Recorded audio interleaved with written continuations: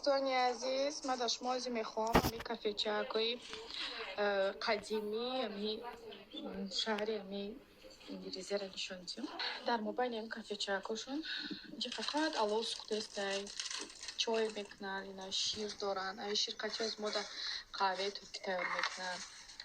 بعد وای نگاه کنید، خیلی شوربا داشتن، شوربای وای کپوستی قدیما خوردم، خیلی مزه. خیلی رنگ حلوای خمون داشتن.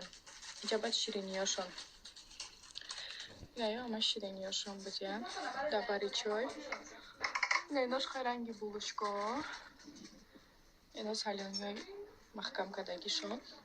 کافه چای خالی مایداد. این کافه چای امی سوی کنه دارم. خانه خودش ده حالی چای خودش. این شوربای با مزه چای توفتیستای.